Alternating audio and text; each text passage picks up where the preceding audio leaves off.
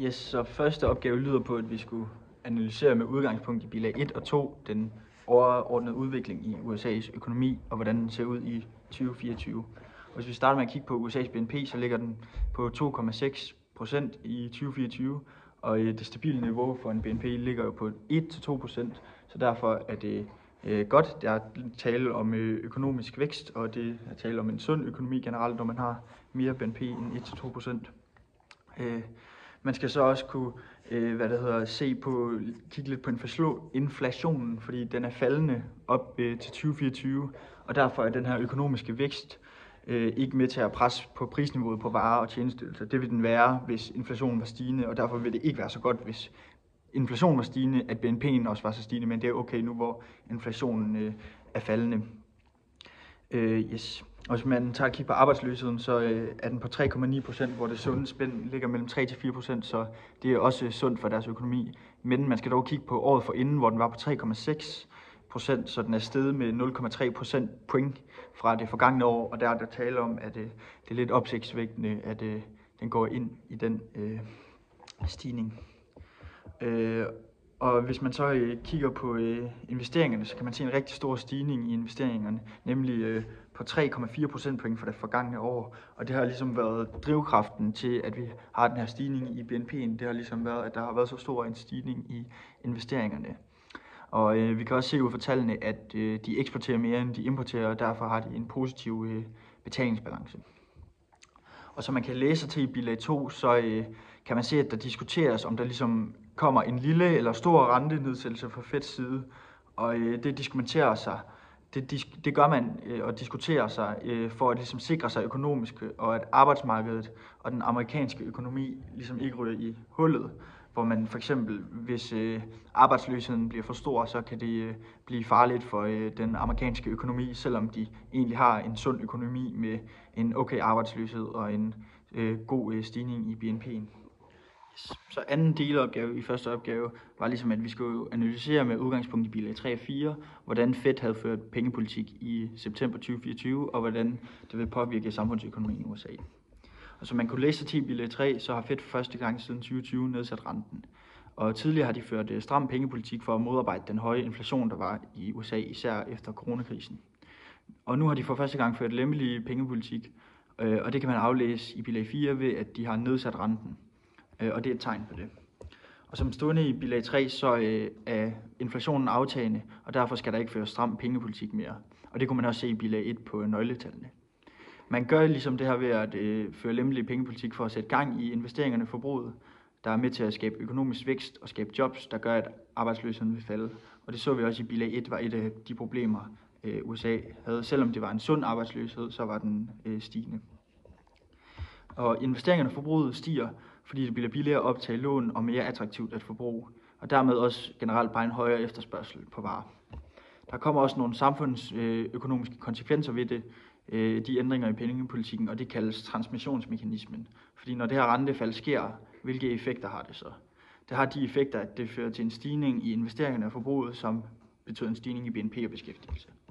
Og transmissionsmekanismen skal ligesom forstås ved, at det viser sammenhængen mellem pengesektoren, der hvor renten bestemmes, om den skal op og ned, og realsektoren, hvor størrelse af produktion og beskæftigelse bestemmes. Og det bliver så bestemt ud fra, om renten er stigende eller faldende. Yes. Ja, og så som ekstra, så har jeg tegnet det økonomiske kredsløb til opgave 1, delopgave B. Og der er det med virksomhederne, banken og husholdningerne i fokus, fordi når der bliver ført lempelig pengepolitik, så sænker banken renten her, og det gør det mere attraktivt for både virksomhederne og husholdningerne at optage lån i banken. Det betyder også, at investeringerne og forbruget vil stige, og derfor vil husholdningerne købe mere for virksomhederne. Og derfor vil det også betyde, at arbejdsløsheden vil falde, og der vil komme flere i arbejde.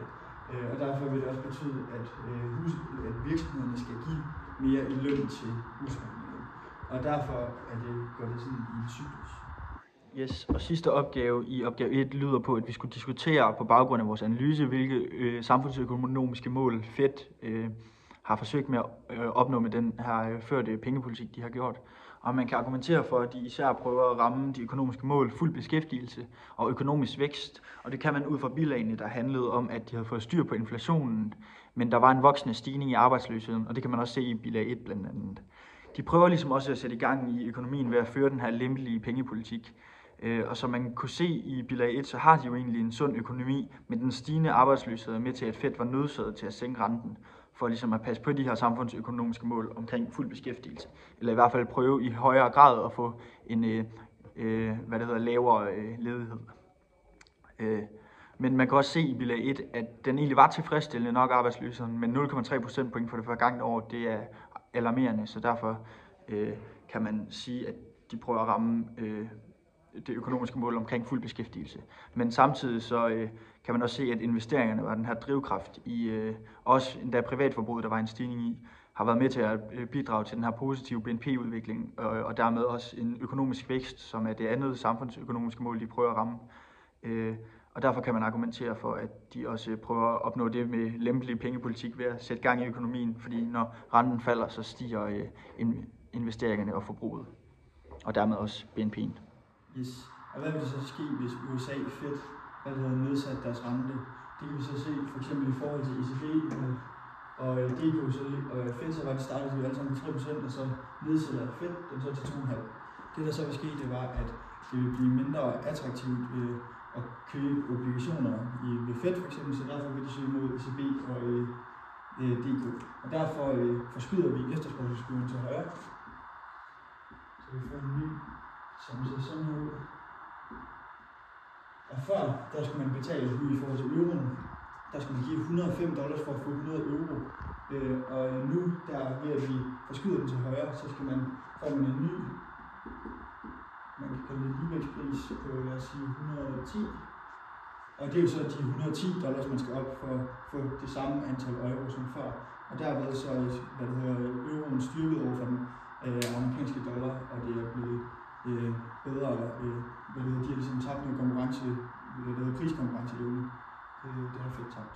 Så glemte jeg også lige, at vi skulle sammenligne det med kronen, men eftersom at kronen har ligesom den her delviste fastkurspolitik over for centralbanken ECB, så kan vi gå ud fra, at det vil ske det samme med kronen, ligesom at den vil blive styrket over for dollaren. Det var bare vigtigt at have med.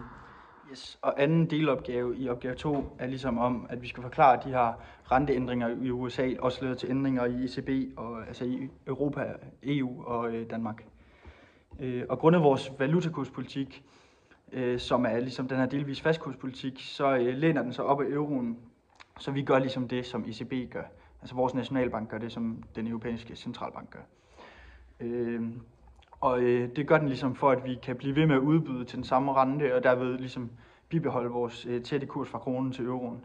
Og det gør også, at de danske virksomheder godt kan regne med, at der ikke kommer pludselige prisstigninger i f.eks. EU-landene, og det er oftest dem, vi også handler rigtig meget med, så det giver de danske virksomheder en vis form for tryghed. Det gør også, at du f.eks. i supermarkedet ikke lige pludselig kan se voldsomme prisstigninger på varer og tjenesteydelser. Og det er derfor også det udenlandske renteniveau, der også påvirker vores. Og som stående i artiklen kan man kalde USA og Fed for ligesom en slags dynamo for resten af verden. Fordi vi følger dem, fordi ECB følger Fed. Og det gør de, fordi at USA er den her supermagt, når det kommer til penge, men især også på de sikkerhedspolitiske punkter. Og det er især det med de lange lån, at man kigger på USA, fordi der forsøger Fed nemlig at forudse økonomien i fremtiden, og hvor ens låns rente den ligesom fastsættes efter det.